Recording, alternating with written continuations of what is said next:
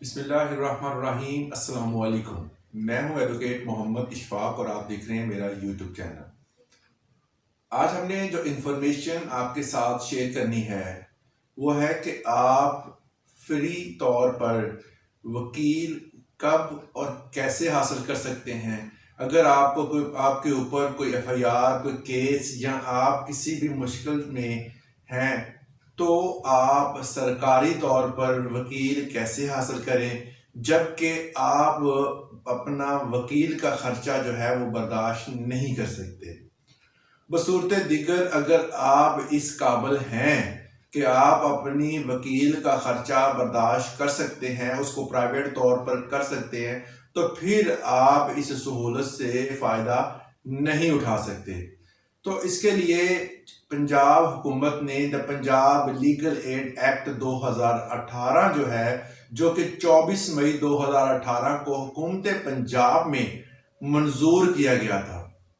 इसके तहत कोई भी बंदा, इसकी जो दफा 2 है, सेक्शन नंबर 2G जो है, इसमें बताया गया है कि वाज़िया तौर पर कि किसी भी जुर्म में मुलव्वस हो कोई भी बंदा या कोई औरत घरेलू तनाज़े के बाइस जो है वो किसी भी मुश्किल में हो, तो ऐसी औरत, ऐसा मर्द जो है वो अपने वकील हासिल करने का मतलब पंजाब लीगल एड एक्ट के तहत वो अपना जो है वो वकील मुकर्रर कर सकता है। उसका ये हक है कि वो अपना कानूनी तौर पर एक गवर्नमेंट से, पंजाब गवर्नमेंट से अपील करके अपना कानूनी हक मतलब अपने लिए एक वकील जो है वो मुकर्रर कर सकता है। इसके अलावा जो इसका सेक्शन नंबर 3 है उसमें बताया गया है, हुकूमत में उसकी डिटेल बताई गई है कि ये एक्ट वर्क किस तरह करता है। हुकूमत ने एक ऐसी एजेंसी कायम की है, मतलब कि उस एजेंसी बराए कानूनी इमदाद, उसके तहत लोगों को फ्री वकील जो है वो कानूनी मुआवनत मिलेगी। उसमें चंद वकला को उसमें पैनल्स बना दिए गए हैं जो कि ऑनलाइन भी वर्क करते हैं और वो आपके तहसील लेवल पर भी वर्किंग करते हैं। इसी के the Punjab legal aid act 2018 के सेक्शन नंबर 9 में इसकी वर्किंग के हवाले से बताया गया है कि आप इसमें दरख्वास्त कैसे दे सकते हैं।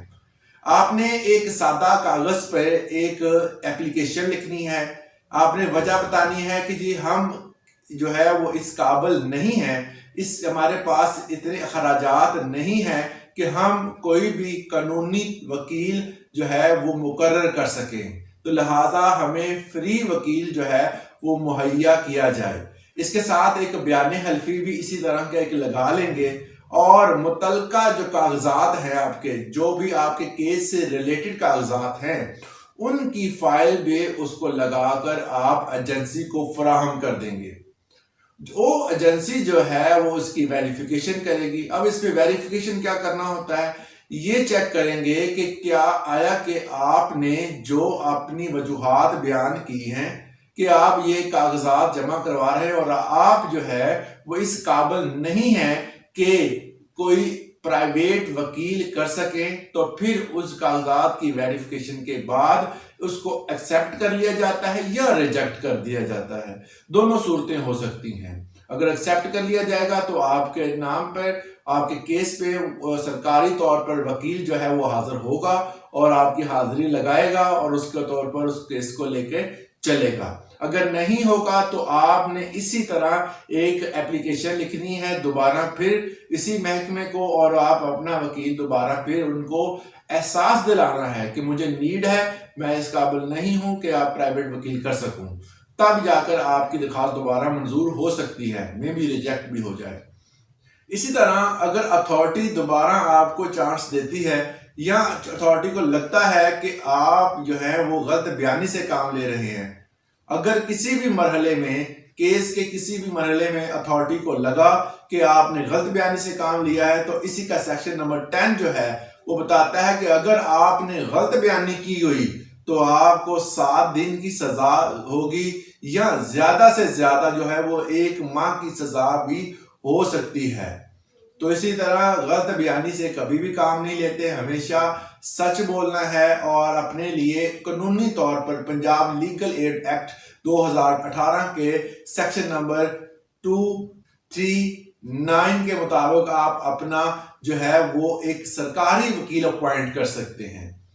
इस हवाले से एक जजमेंट भी मौजूद है कि सरकारी और आईनी तौर पर सरकार जो है वो आईनी तौर पर और कानूनी तौर पर ये पाबंद है कि वो ऐसे मुलज़म को कानूनी इमदाद फराहम करे जो कि इस काबिल नहीं है कि वो इस मकसद के लिए अखराजात बर्दाश्त कर सके। मतलब उसके पास इतने वसाइल नहीं हैं कि वो एक प्राइवेट तौर पर वकील को मुकर्रर कर सके।